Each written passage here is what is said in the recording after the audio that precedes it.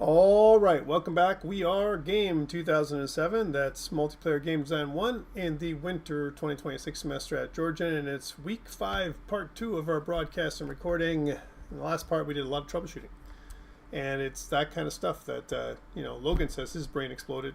My brain exploded as well, and this is the stuff that happens when you do multiplayer sometimes, when there's a lot of little switches that we can turn on and off. And we turned them all on and all off in all kinds of weird orders, and that's why it happened.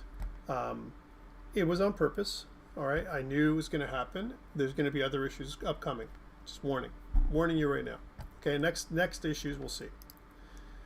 So what we want to do now is we want to add in some more interactables. I want to make some changes to the interactables folder. Interactables right now has this wooden door. I want to make a new folder called doors. Maybe there's going to be more than one door. We're going to pull in that wooden door interactable in here, move it, and we're also going to make a new folder called potions. So we're going to have two types of interactables, doors and potions right now. Inside of our potions folder, I want to make a brand new new kind of interactable of type actor.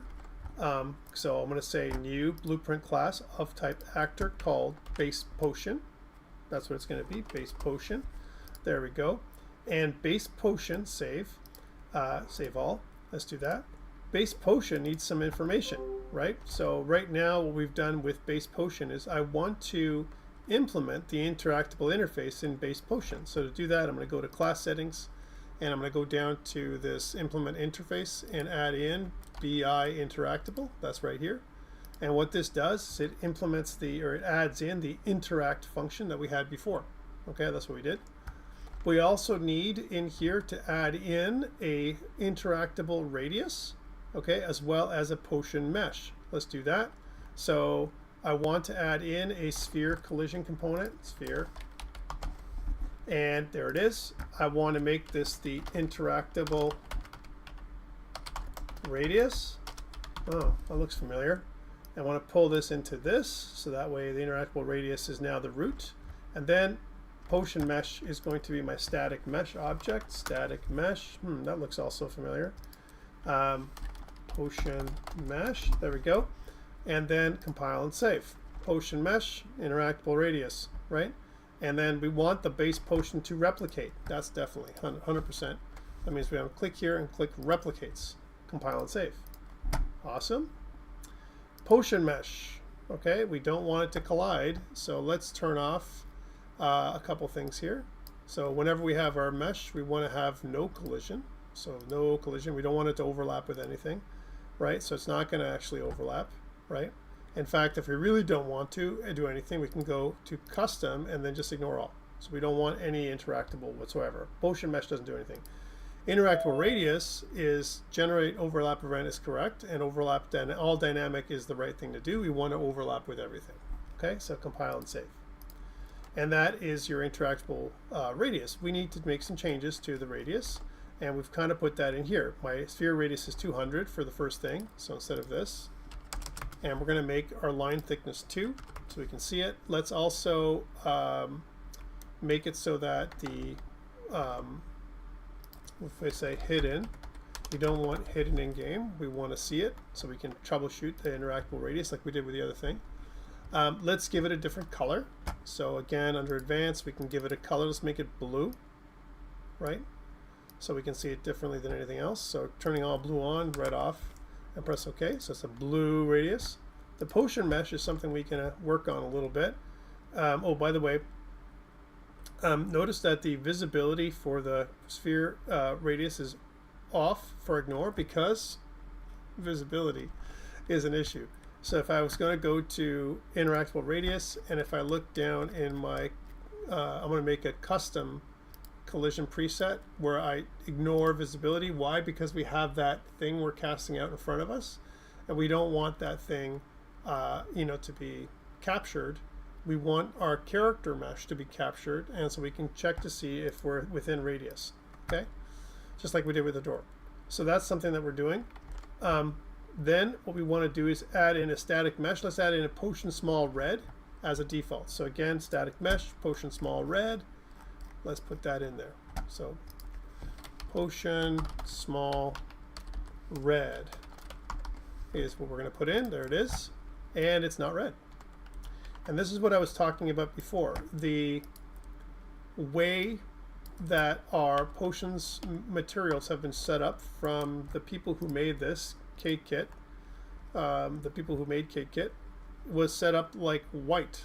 And even though it says red here and there's beige here for the stopper, the glass material is not a glass material. It's like literally white. And let's take a look at that. If I look for the glass material, it says MI glass. MI glass looks white. Why? Because if I look at MI glass points to M base. M base. If I look there, it's here, M base. And there's M base and base emissive, but base, right? If I actually looked at the two, let's take a look at both. So here's base. Base is, the domain is surface and the blend mode is opaque. Okay, so that's right there, it's wrong. And if I looked at emissive, right, the surface is material domain and blend is opaque and shading model is default lit. So both are incorrect, right? They can't work for us because both of those two things, base and the other one, they're both wrong. So I've given you some instructions on how to create your own. We're going to make a new one. We're going to duplicate base. So we're going to say base duplicate. We're going to call this M base transparent. Okay, that's what we're going to call it. So M base transparent. There we go. And M base transparent, let's open that up. We don't need, well, glass will point to it right now. So we're going to do, for MI glass, instead of pointing to base, let's point to transparent right now. No difference. Okay, we're going to go back to this in a second. And then M base transparent, we need to make some changes. And first, let's change the blend mode to translucent, from opaque to translucent. That's first change. Next, default lit, two-sided. We want to check that on. That's okay. And then surface translucency volume is what we want in here instead of volumetric non-directional. So, you know, this one, okay? And apply and save. It's starting to look better, but we need to make some changes. For example, our base color should be 110.2 approximately when Unreal Engine feels like coming back. There it is. So here's base color, 110.2, okay? And metallic should be 0. It is specular 0.5, roughness 0.02, because you know it's like not rough anymore, right? It's kind of like one of these. And then we have opacity. Here's an opacity channel. Let's put that in. So instead of it being 1, let's make a new parameter. Let's go convert this to parameter. We'll call this opacity, and we'll make this opacity set to 0.03. 0.03. There we go. Okay, and we'll add this in to here. And now we have a bit of an opacity that matches with glass. All right, it's pretty straightforward. It's pretty simple, actually. I could have gone much more complex than this. You know, emissive, by the way, we also have emissive color. Let's make sure emissive color is there too. And just to make sure that it's there, emissive color is nothing. I'm going to add in a three-dimensional object, a const 3. And we're going to say that the emissive color is just like the other one, 1, 1, and 0.2. So again, it's in here. I'm going to go 1, 1, 1, and 0.2 because I want to do one of these.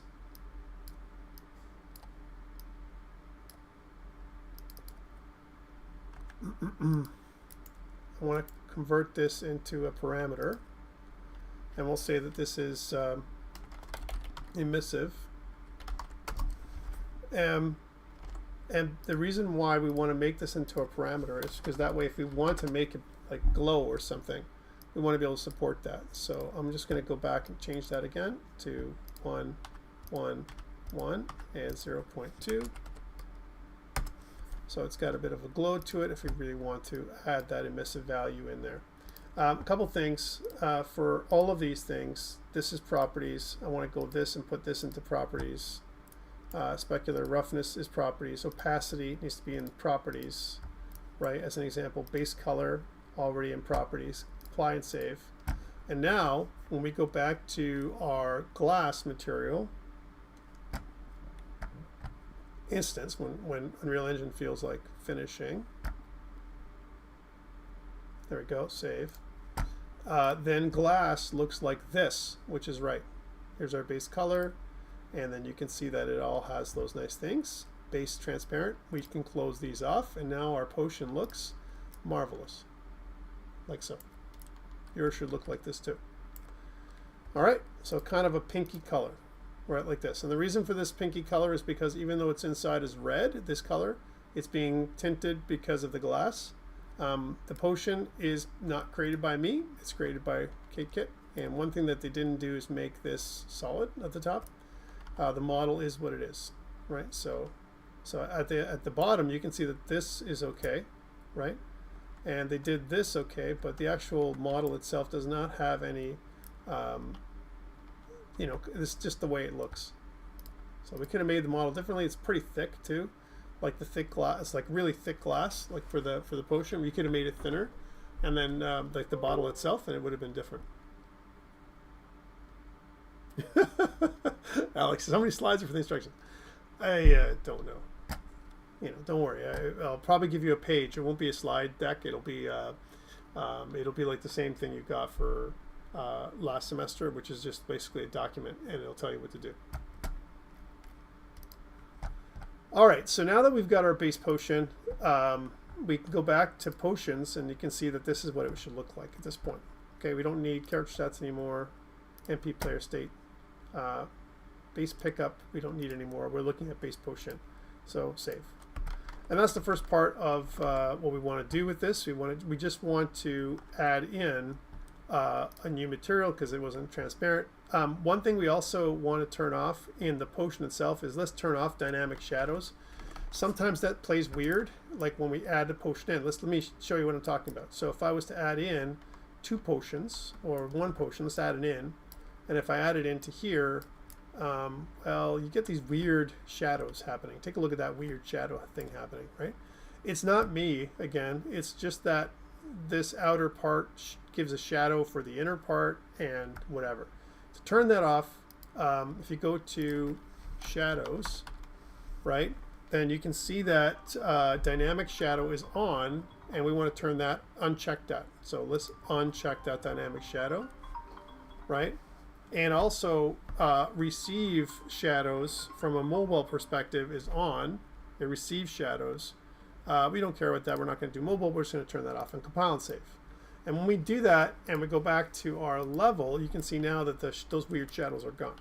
Because, I mean, it's just, you know, we don't want those weird shadows. All right, so that's the first thing. Next, now that we have that going on, then what we want to do is add in a couple of things. So I want to add into my base potion, I want to add a new enum called ePotion type. So that's the one I want to do. So let's do that. So let's go to here. I want to add in, you know, a new blueprint enumeration called ePotion type. ePotion type are going to be, we're going to make 2 different potions for now. One of them is going to be a health type. And maybe in the future we'll add in a new type called speed, so we can actually get it like, you know, faster or whatever as another buff, right?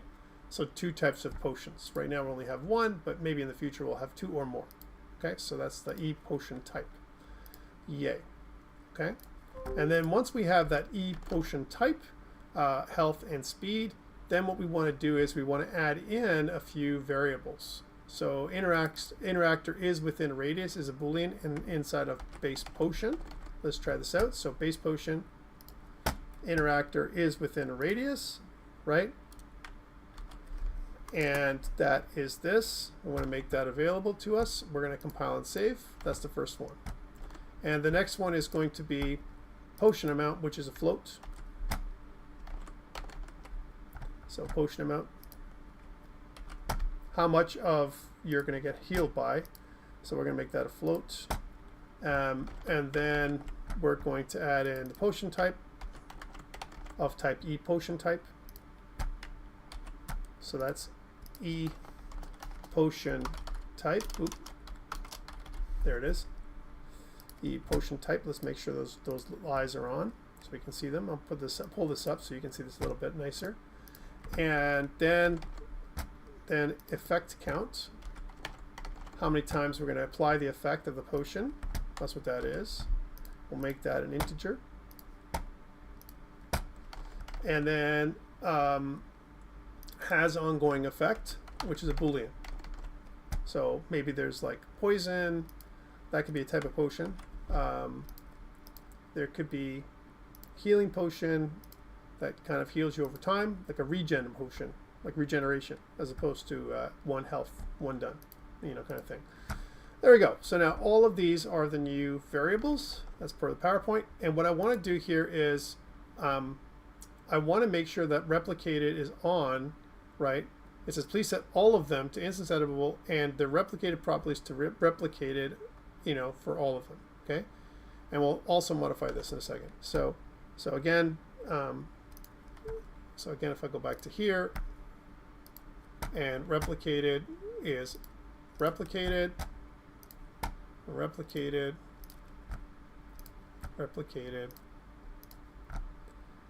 All this is replicated because that's the way we do it. All right, so all of those are replicated. Nice. When the potion is not changing, so we don't have to listen for changes for the potion. So there is no on rep notify thing happening, okay? Because all the potions are whatever they're going to be. They're going to be items you pick up, right? So okay, the next thing is, right? No rep notify. All right, and then potion amount by default is 3. Potion type is health. Effect count is 1. Let's do that. So that's the thing. So again, potion amount is 3, right? Potion type is health. Effect count is 1, right? And has ongoing effect is unchecked because this is just a one-shot potion. All right, there we go. Now, what I want to do is let's do this on begin overlap stuff. So this is going to be for the interactable radius. So back to this inside the event graph. We can get rid of this for now. And then I'm going to click on the interactable radius and I'm going to scroll down and I want to look at on component begin overlap. That's 1. And I also want to choose on component end overlap. All right, so I want to choose those two, right?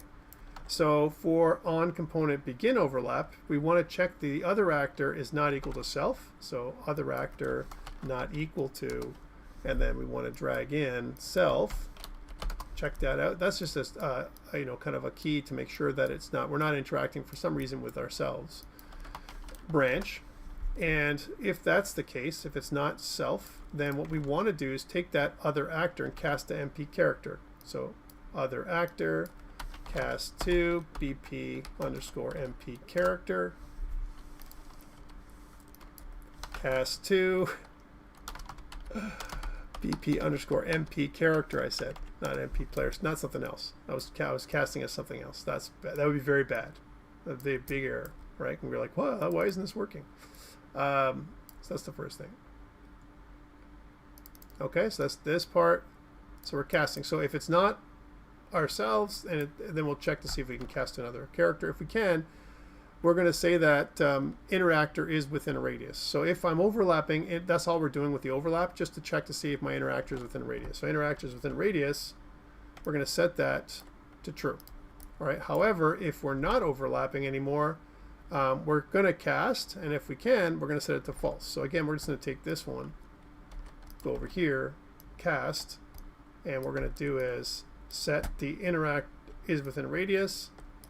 We're going to set that to false. So if we finished overlapping, if we've left, then we're not overlapping anymore. Okay? So that is what the interactable radius is. It's just a check to see if we're if we're close enough. That's what this check is. Are we close enough? And if we're close enough, then we can interact. We can press the E key and we can pick it up. So that's what we want to do there. So compile and save.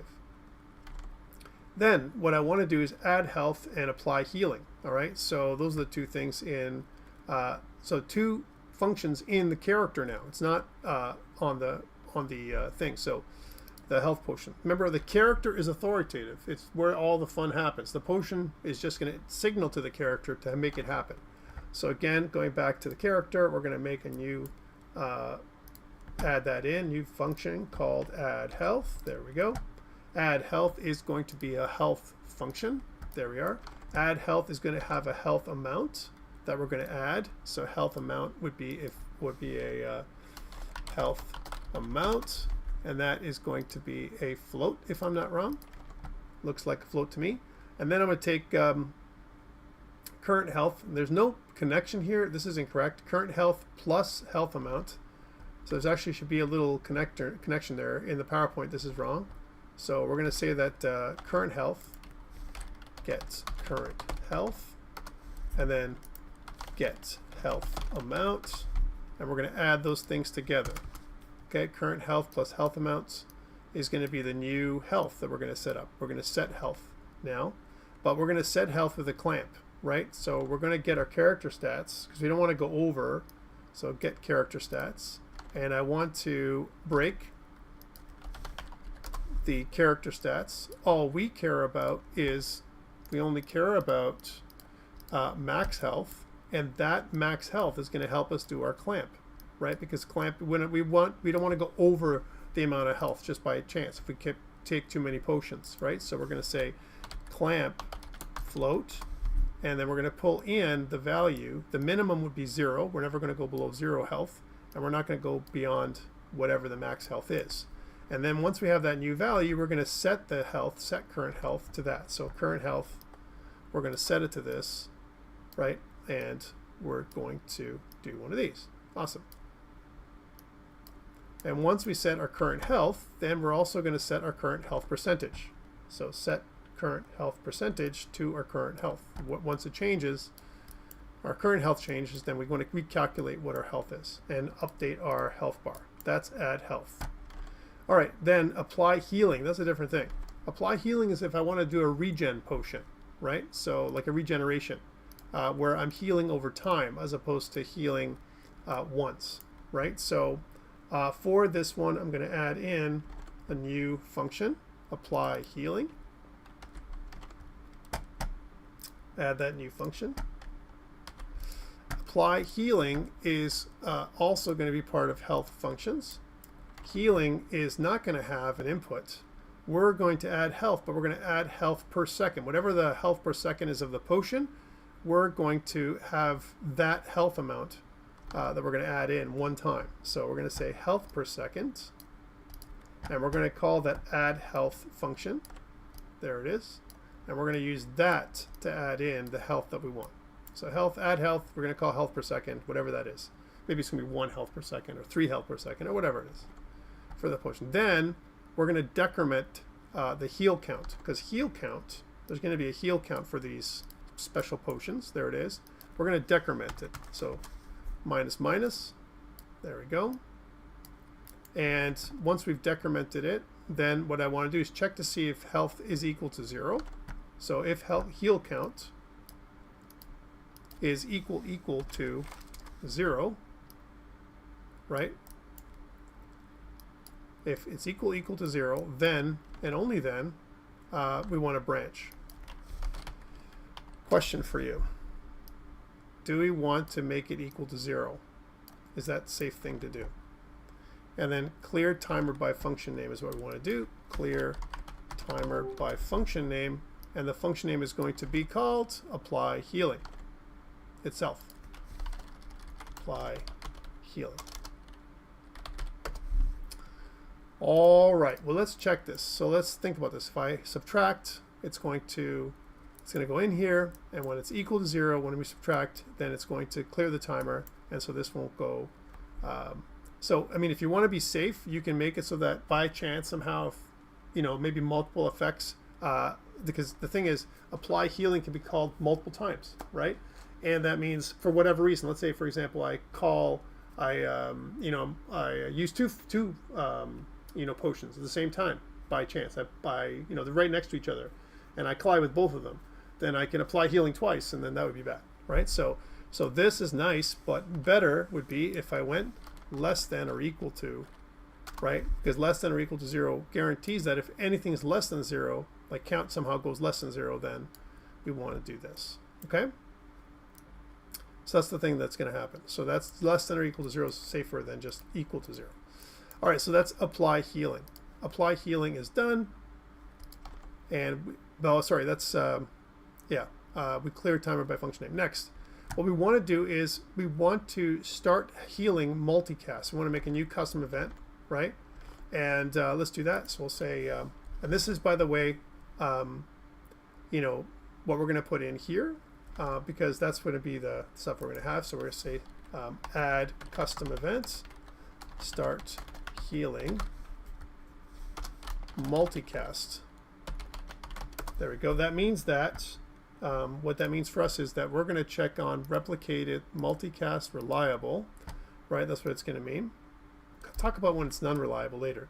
And then health per second, we're going to get that value, health per second. And we're going to, sorry, one thing that we need for this thing is the health amount and the heal count. So we need to have those two things. So health amounts, and heal counts, that'll be an integer. So we want to get those two values. And then we want to say health per second is whatever the health amount is. So we're going to set health per second to whatever the health amount is, right? And then also heal count to whatever the heal count is, like so. Okay, we're doing this so when start healing is called, maybe from a potion, right? Then these values locally are going to be set. That means I can reset heal count if I'm hitting more than one potion potentially, okay? And then set timer by function name, apply healing is what I'm going to do. So we're going to call set timer by function name, and then we're going to call this apply healing. Apply healing. Now there are some issues. I got to talk about this. Our time that we're going to heal is 1, and we're going to say looping is true. Okay, and compile and save. Yay. Now, next, back to base potion. Now that we have those things in the character in base potion, what we want to do is create a new function called select effect, whatever the effect is going to be. So new function called select effect. The select effect function is going to select which effect is going to take place. We're going to take the character. So one thing is that select effect is going to have a character object, right? So again, select effect, we're going to have a character object, character. And notice that we're not casting any time. So that means that most likely what I meant was BP underscore MP character, because I mean they're going to be the ones that are going to pick up potions. That's what this is. Select effect. And then has ongoing effect is going to be something. So let's get the get character. There we are. Character. And then set owner is what we want. So set owner. So this potion, we're saying this potion is now owned by the character. Okay? And then has ongoing effect. If it's true, branch. This is where we're going to decide what type of healing is going to be done. If it's true, then what we want to do is we're going to start the healing multicache, depending on the potion type again. So we're going to get the potion type, and we're going to switch on E potion type. For now, all we have is a health potion, right? That's what the type is going to be. So for health potions, what we're going to do is we're going to say that we're going to start healing multicast. And we're going to do that from the character. So say character, so get character. And we're going to start healing multicast. There it is. That's the one we set up in the character itself. The health amount is the potion amount. That's how much we're going to heal. Right? And the heal count is how the heal count, the effect count that we're going to use. All right, and that is the for like regeneration type potions. Okay, and then we're going to destroy the actor. Oops, we're going to destroy actor. There we are. Here's destroy actor. And now, what about if it's false? If it's not, a ongoing effect, then we're going to say do the same thing, because it could be another type of potion. Maybe it's going to be a speed potion, where it makes you faster, for a temporary amount of time, and it'll work differently. And then we want to do character, and we want to add health one time. Add health. Okay. Character add health, and then potion amount is what we want for that one. Okay, there we go. Potion amount. And we also want to dovetail in here and destroy the actor. So it kind of looks like this. And that is your select effect. Next, what we want to do is we want to activate the potion. So another thing that's there, activate potion. And activate potion is going to use some of these things we just made. So activate potion. Activate potion is going to take a character instigator object that we're going to cast. So that means that it's going to be of type character, like not our character. So we're going to make it so that it is character object reference. And then what we're going to do is we're going to cast to BP underscore MP character. We're doing this actually because we're checking to see if it's valid as well right away. And then we're going to save this as promote to a local variable called character. There we go, here in this particular thing. And we should call this character instigator, because that's what we said in the PowerPoint. There we go. And then what we want to do is if interactor is within a radius, so interactor is within a radius, branch. So if they're close enough, that's what this means. Then what we want to do is we want to get the character and select the appropriate effect. So we're going to get the character,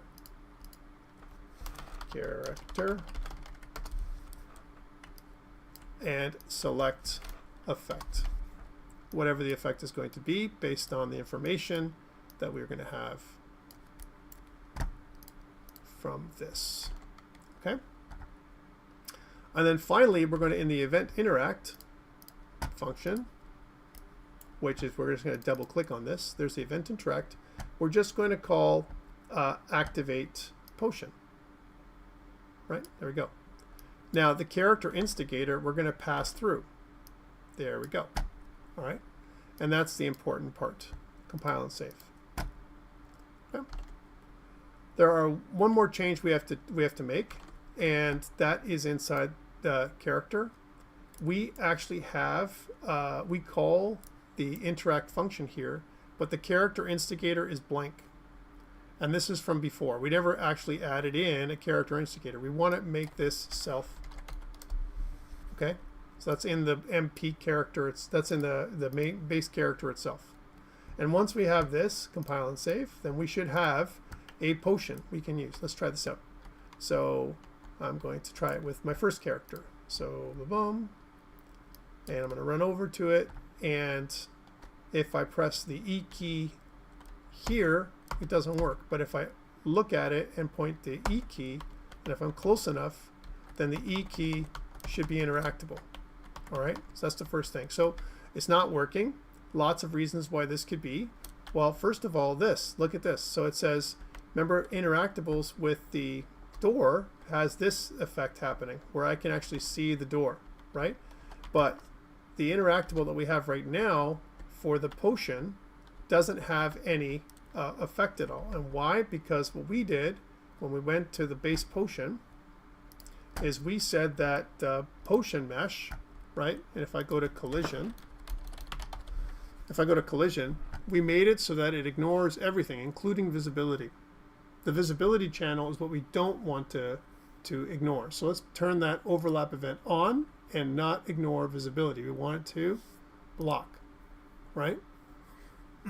So let's try this out and see what happens. By the way, you can always change these back to normal if you're and go to custom event, and then it's the same thing. We can kind of go to ignore only visibility we care about. We don't want to kind of hit anything else, right?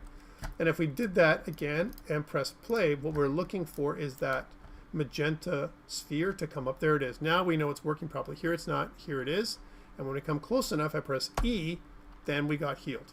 Take a look at that, right? So this is a one shot. Now what did the other character see? It saw everything correct because the health bar looks okay. Let's do it in the other way around. So I want to kind of do this, and then I want to press play, and I want to use my other character here, this guy, to do the same thing. So here's going to run through, and he's going to go through the potion and heal himself. He's healed. What does this character see? He sees the health bar gone up. Wonderful. This is a good change. Now for the regen potion. So let's put this up on DevOps.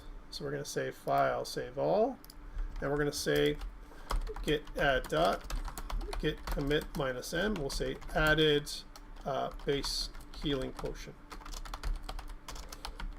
That's what it does right now. Okay. Let's do this again, and this time let's make a regen potion. Now this is where we're going to have some issues, and this is going to be a bit of a challenge for you after this. Let's see if you can figure it out. I'm going to right click here, and I'm going to create child blueprint class. We're going to call this BP underscore regeneration potion, right? Regeneration potion. So the regen potion that we're making is going to be green in color. So let's add that different mesh effect. So I'm going to go back to here and open this up. We're going to close off base potion. We don't care about that anymore. But potion mesh is going to change from potion small red to potion small green. All right, so a green potion. There we are. And compile and save. Now, one thing that we're going to have is, if we go to the actual self, we have some options here we can change. For example, potion amount is 3. We're going to reduce that to 2. So there we go. In fact, 1 would have been okay too. It's health type, and the effect count is 3. So it's going to go 2, 4, 6. It's going to give you 6 health back, but over time. Has ongoing effect is also going to be checked. So 3. So it's going to give you 6 health back total. That's what it's going to be like. Okay? Compile and save. And that is your potion. Now, in the event graph, what we want to do is we want to definitely activate the potion as well. So I'm going to, and this is in the event interact. So if I get rid of this, if I don't, well, here's something. If I don't override, right, then this is going to do, you would think it's going to use the parents class, but all I'm doing is I'm making sure that this is what's happening. So I'm just going to call the activate potion effect, and the character instigator is just going to pass through. There we go. So it's just, all I'm doing is confirming this is going to happen. Okay. And then let's test it out. This is the last slide. And now let's put another one in here like this, and let's see what happens. So here's our potion that is healing, and there's a potion that's regen, and let's see what happens with this. So again, I'm going to do it with the main character. So they're going to pick up the, and I'm going to move closer with this character too, so we can see the effect. All right, here we are. And what I want is for this potion, for this main character here, to be healed over time. So if I press E, it's 1, 2, 3. That's what I want. See that? 1, 2, 3. Then if I look back here, we should see the same amount. Take a look. 1, 2, 3. Also, if I pick up this potion here, then instantly you're going to see that I've gone up in health, and that's what the character sees as well. So these are pretty good things. Okay. Lastly, I want to do it the other way around because we want to test both out. So I want to bring my character closer, my server character, this one, and then I want to bring my other character closer, and let's use the regen potion instead. So I'm going to kind of zoom in, get close enough, and 1, 2, 3. Okay, and it's back. Okay, I did notice a little bit of a change, right? And now what we're going to do is the other one is going to see if it can pick up the regular potion, and if there's any changes. And then we can see that, again, we're good to go. So here's your challenge. Notice that we did one of these. 1, 2, 3 for the main one, right? But for the client, it went 1, 2, 3. Why did it do that? Remember that brain blown, Logan? Here's your challenge, right? Let me show you this again, right? So here's the character that I'm talking about, the client character. I go over here, and if I press it, 1, 2, 3. So it's 1, 2, 3 this time. Okay, let's try this again. Okay. Ready? So if I go here and I type in 1, 2, 3. See it? 1, 2, 3. So it's not like 1, 2, 3, nice and even, like the other one, right?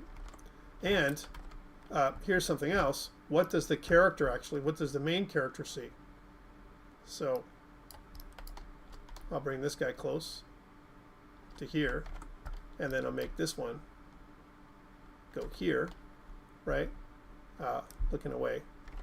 And then let's see, I'll come in from the side, so I won't, oh, I picked up some health, but that's okay, I'm not enough.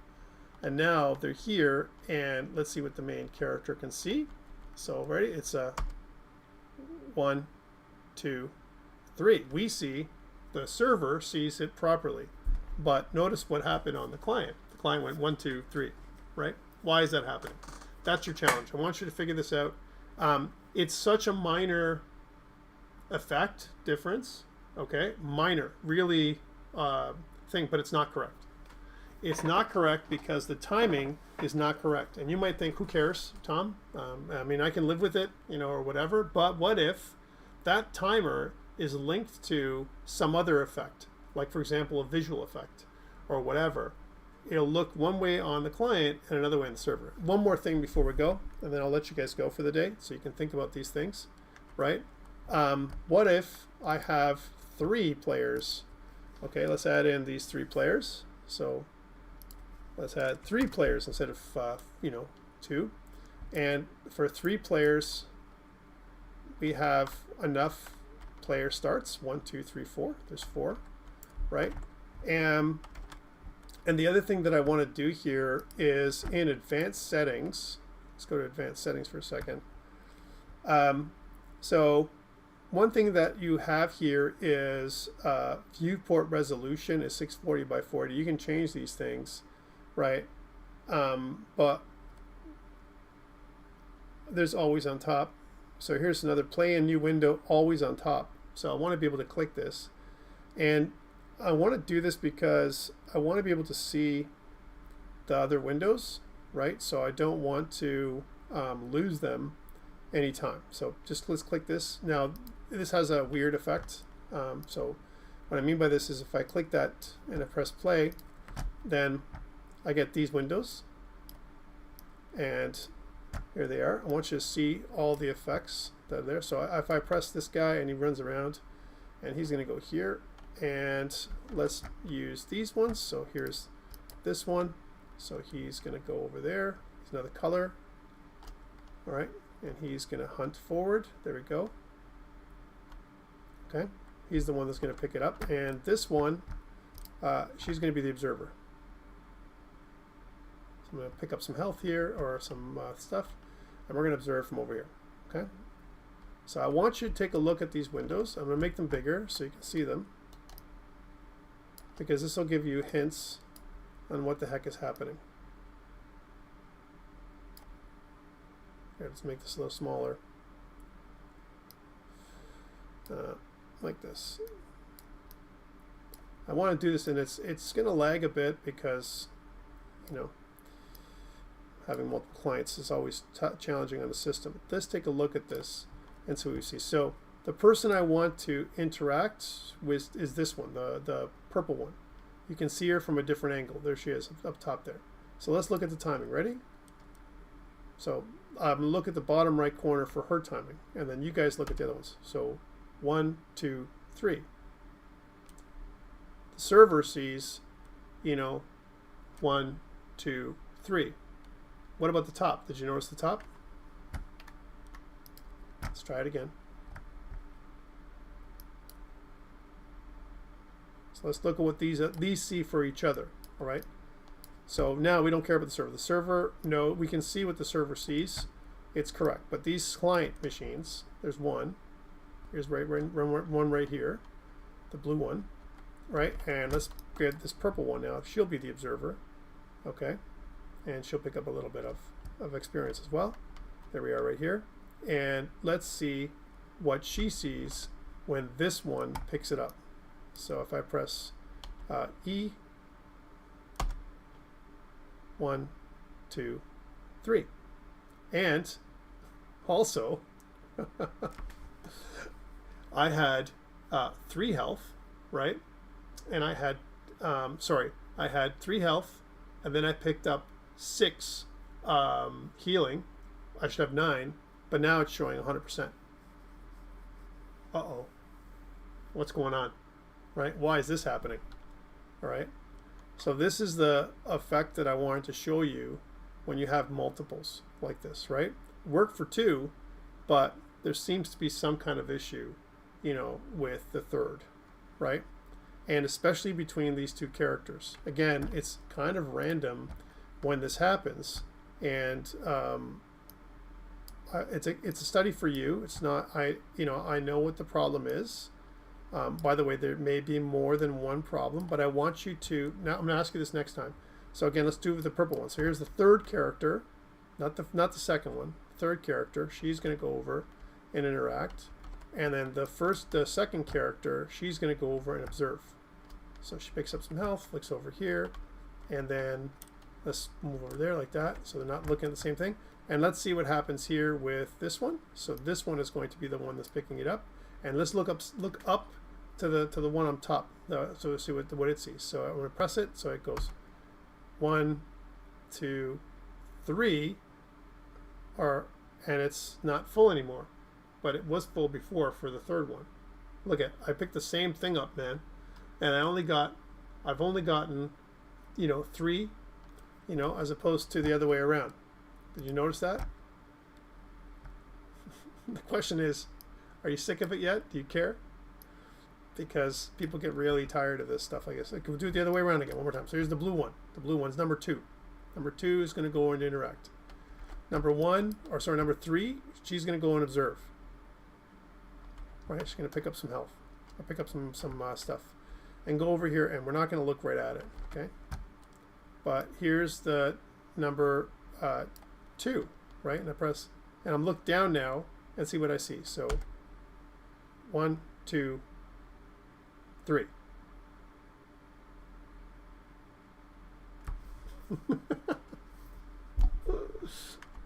So so Logan's like, I never expected it to be this convoluted.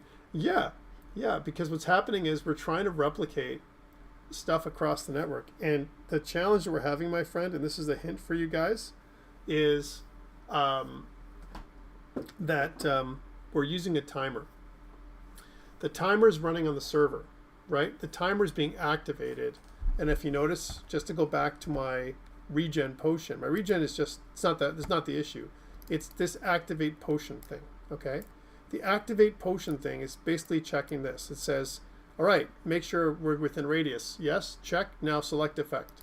The select effect potion is basically doing this. Check to see if it has an ongoing effect, and let's suppose it does. It's going to start healing multicast. But add health only happens one time, and it doesn't happen multicast. It happens only on, the thing. So here's add health. Add health is here, right? Whereas start healing multicast. So if I go back to, let's go back to regen, or the base potion. Here's the base one.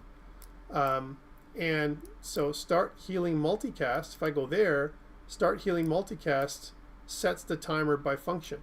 That's what it does. And then the timer, which is being run on the server, which is correct, it's calling the apply healing function. That's this, apply healing, right? And the apply healing is calling health, but health remember, is not replicated, right? It's just normal, right? So it's not a RPC call, right? It's happening here locally and everything else, which is fine, right? But my question is, should it be an RPC call? Should multicast be a multicast? Should it just be not a normal? There's some testing to be done. And what I want you guys to do is, if you can, try some different things out. Make it so that, instead of, from the base potion, instead of calling a multicast function, try calling a regular function on the server. So it's not multicast at all. Let's see what that does. Try calling client only. Try calling server only. Try calling those things and see what the differences are. Play with these things, guys, because you're going to need to practice and figure stuff out. And then maybe you want to report stuff on Discord. Say, hey, I tried this and I got this result. And I tried this and I got this result. And I tried that and I got this result. And if you do that, it's going to help you guys with your exam. And that's what I want you guys to do. Questions before we part. And I want to talk about one more thing for tomorrow, and that's it. I know it's a lot, but this is multiplayer. We have to think, we have many more considerations with multiplayer, multiple considerations. Sorry to say that, but that's how it is. Tomorrow, remember that there will be no lecture. It'll be async. The async recording most likely will be coming out. Again, I might release it tonight or later on during the day tomorrow. It may not be at the regular time. So the recording may not show up until later on in the day. I will let everyone know. Okay, sorry, but it is what it is. Okay? And any questions before we go? Well, that's it for me, guys. I'll stop recording now. Thank you for this one, and we'll see you next week. All right? Oh, by the way, next week, remote. Because